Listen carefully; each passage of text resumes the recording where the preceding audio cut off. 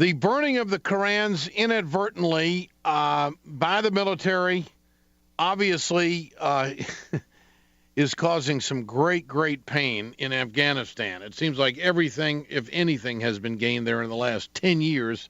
This is where we are right now. No one knows it better than this man from Brave New Films, Robert Greenwald. Mr. Greenwald, good to have you with us.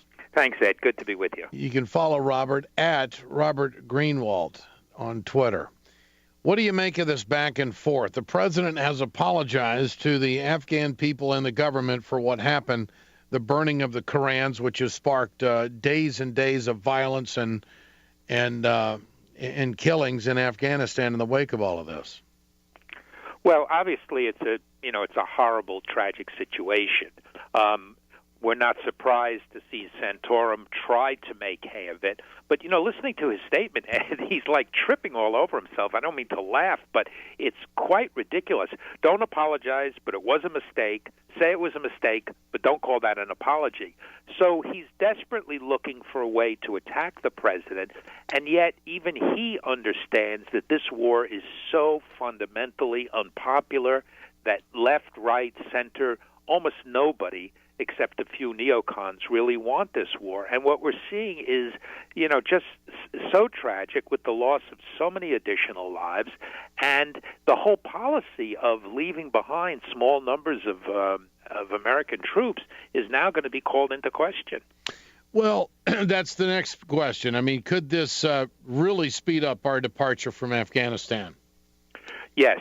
It certainly can, and as there have been several in-detail articles, New York Times, LA Times, and elsewhere, quoting the infamous inside sources, and usually they're at least a reasonable level, and they're saying, yeah, there's been a big argument within the administration, we should move quicker, and what we're seeing now only affirms the problem, and you and I have been talking about this for almost 2 years now, Ed, the fundamental problem, which is we don't have a partner there that we can work with, and we went in to do nation building, not prepared for it, not planning for it, and not knowing enough about the cultural sensitivities and what the people need, which is not occupying. We know what they need. They need jobs, they need health care, they need education, and sadly we haven't provided that. But Santorum's effort to make hay of this is, of course, more of what we're seeing in his campaign. There's no question about it that this is stoked a firestorm there in Afghanistan that I don't think we're going to be able to recover from. No, I think you're absolutely right. I mean, these are riots all over the country, in parts of the country that are friendly to us. The horrible killing that was done inside Kabul, where I went and visited and researched for our Think Afghanistan campaign, inside a secure ambassadorship in Kabul. They were able to pull this off. So, it's questionable what kind of policy we can have and how we can get out of there sooner rather than later. Well, how are we going to be able to do anything effective for the people? And we're nation building. Let's face it. We are nation building. We're going from tribe to tribe, trying to make a difference, wasting billions of dollars under the auspice of security. Are we not? Oh, totally. And the problem is, it's exactly what you say, under the auspices of security. I mean, let's just think about it for a minute. Let's just dream. We sent in 120,000 troops. Let's say we sent in 120,000 teachers and educators and healthcare workers, just for a minute. Or we sent in people to help train about jobs. It would be a totally different scenario. But think about it. People came and occupied our country and said, hey, we're here to help you. We know what's good for you. We know the right way you should be. And then you have a country that's huge percentage is illiterate. It's a tribal culture. And there's just no way that the militarization of these problems is going to work out because they're not military problems. You go into these villages in Afghanistan, and correct me if I'm wrong, they're just happy to get the water running. Oh, I mean, totally right. we're talking primitive living here. Yeah. Yes, 80 to 85% of Afghanistan is tribal and primitive living with under 50 people in those communities, I believe is the statistic. And there is no way that sending in troops and then the night raids, which have become a big issue, busting in the middle of the night, arresting people, killing people, And it's a culture that's very, very much family-based. So every time you, in quote, inadvertently kill one person, he or she has 10, 20, 50, 75 cousins and relatives that we've now made enemies for life. That's not making us safer, and that's certainly not helping the people of Afghanistan. And that's been the flaw of this policy from day one. This is not making us safer, and we've spent insane amounts of money and the lives of Americans and Afghani in the process. What are we spending there on a weekly basis?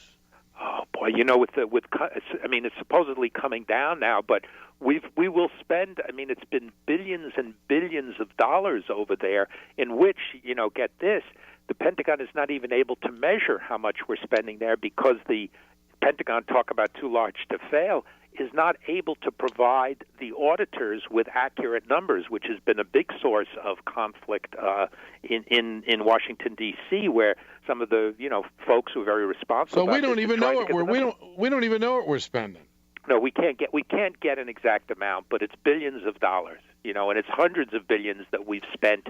Some people say it'll be close to $1 trillion that we will have spent when you factor in the direct cost, when you factor in the private contractors who are larger in number than the troops, when you factor in the number of servicemen and women who've been injured, who will be cared for the rest of their lives. Those are astounding numbers. We do know one thing. If our troops weren't there, we wouldn't have had a burning of the Koran. Well, that's exactly right. And where it was burned was what's called the burn pit. Now, we studied this for our Iraq war, the Iraq for Sale war. Burn pits are very large pits, some of them the size of football fields. And you know what they're doing?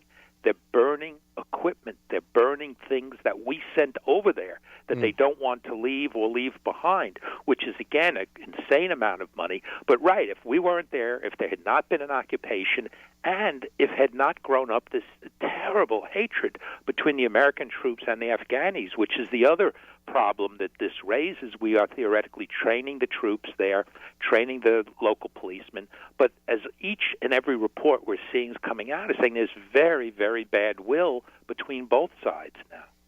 Robert Greenwald, Brave New Films, what are you working on now? What's your team doing now, Robert? Well, we are working on, as we have been for a while, the Koch brothers. And if you go to Koch Brothers Exposed or by Facebook or Twitter, we have finished 9 investigative pieces showing them behind a series of things that you're aware of, but also many things that you're not aware of. Resegregation in North Carolina, giving literally Georgia Pacific, which they own, giving people cancer in a small community in the South, how they're fighting against Social Security, how they're buying the House Energy Committee. So we have those pieces, and we're putting together the full-length film, which will be ready at the end of March, and we're very excited to help get that out to the world at a really important time for people to know and hear about it. I'm looking forward to that. That is going to be, you're doing vitally important work. It's just amazing how intertwined the Kochs are when it comes to manipulation of the government and trying to sway people's opinion on things, and just in some cases complete manipulation. Yeah, complete manipulation and funding. Ed, they fund media, they fund pundits, they fund think tanks, they fund elected officials, they fund grassroots organizers. To their credit, they're very smart about funding across the spectrum. They don't just fund, like some of our folks do, lousy 30-second spots for somebody at the last minute. Yeah. Robert, great to have you with us. Robert Greenwald, Brave New Films, bravenewfilms.org, correct? Yes. Very good. bravenewfilms.org. They do fabulous work. You can follow them on Twitter at Robert Greenwald.